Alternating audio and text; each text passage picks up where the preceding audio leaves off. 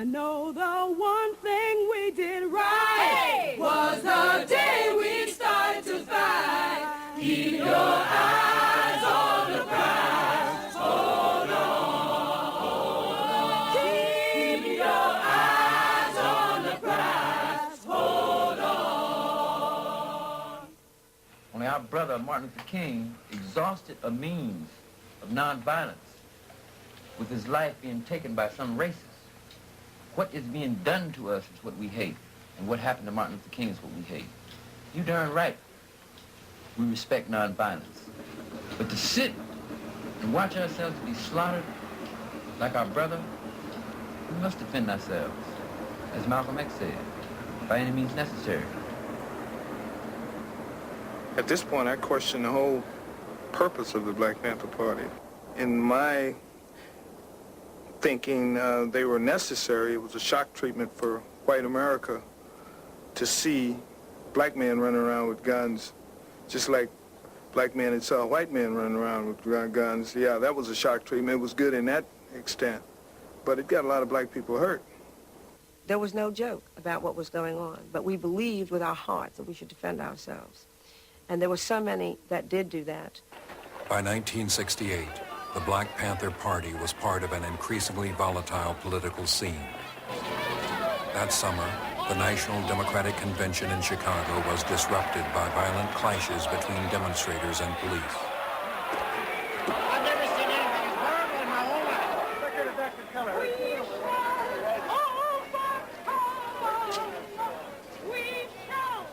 The war in Vietnam polarized the nation, and the political and racial upheaval at home soon became an issue in the presidential campaign.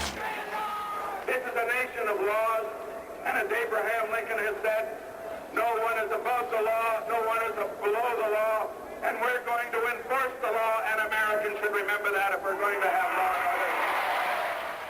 order. I think it's fair to say that as the Nixon administration came into office, as we came into office in 1969, there certainly was a strong perception of radicalization. In Chicago and in other cities, FBI Director J. Edgar Hoover expanded surveillance of organizations in the black community, especially the Black Panther Party.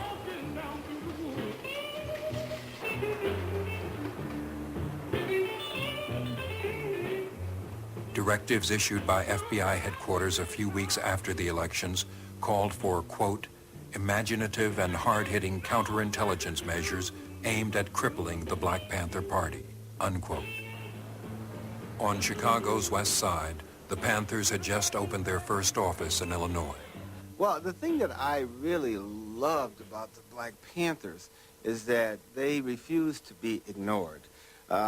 It was very easy to ignore black people back then because everybody figured, well, it's just a lot of talk, and they're not going to do anything. They'll just go on and on and on, moaning and groaning about how terrible everything is, and they, of course, at the best, they just might get involved in some acts of nonviolence.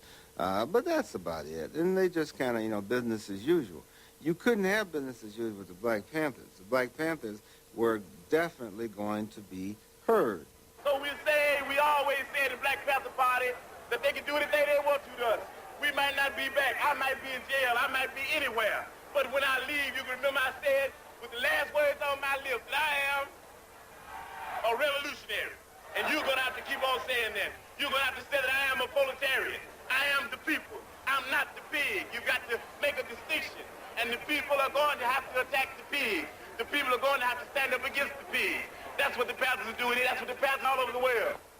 Fred, a former NAACP youth organizer, became at age 20 chairman of the Illinois chapter of the Black Panther Party. The Panthers program drew mixed reactions in Chicago's black community. Many black people initially was very, very afraid of the Black Panther Party. I understood where they were trying to go politically and felt that they had to change things. And when I talk about fear, I was afraid they weren't going to do it right. And I was always trying to cool them out and say, that's not the right way to go. They were too direct. You could tell that this was a movement that was very meaningful to them. And none of them were suicidal, so it wasn't like they were out there trying to figure out a way to get killed. But they did honestly and truly believe in power to the people. I mean, that was their slogan. Here you found some brothers and sisters saying, first, you know, look, the United States Constitution guarantees us the right to bear arms and to protect ourselves. And we understand that we need protection in the black community.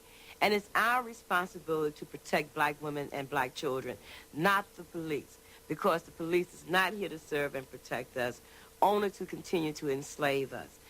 It is our responsibility to see to it that our people have a decent place to live, decent food to eat, and quality health care, not the system. So that frightened a lot of people. I mean, they didn't think that it could happen.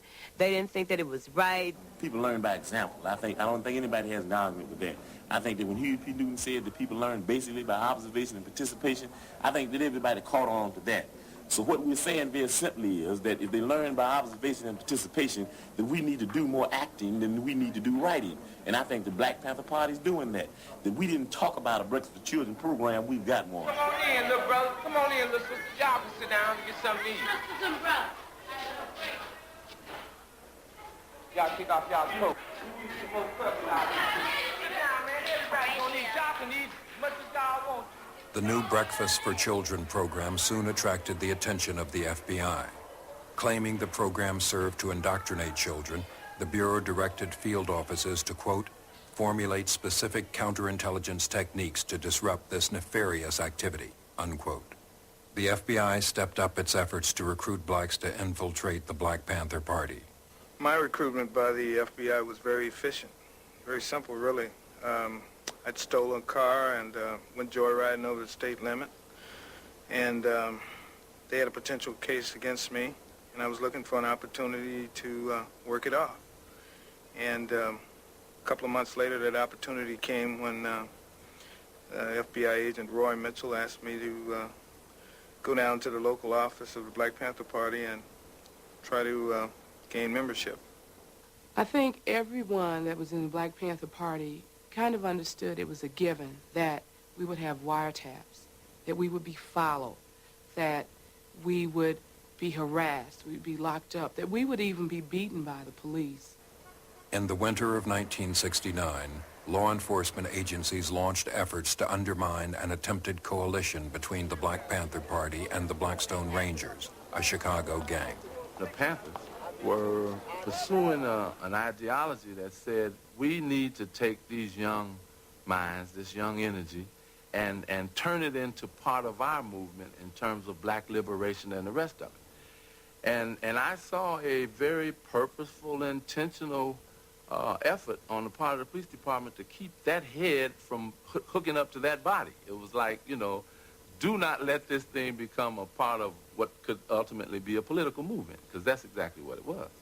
FBI agents wrote an anonymous letter to Jeff Fort, the leader of the Blackstone Rangers, warning Fort that the Panthers have, quote, a hit out for you, unquote. The Bureau knew that the information was false, but believed that Fort might take retaliatory action against the Panthers. Meanwhile, city officials announced a crackdown on gangs. Did you say that street gangs can do no good? Is that what you would say? No, I wouldn't say that. I think that the energy of youth properly directed could be a tremendous betterment, could lead to a tremendous betterment of our city and the individuals' progress themselves. I'm complaining about the misdirection. I'm complaining about the fact that 620 out of 693 shooting victims are black themselves.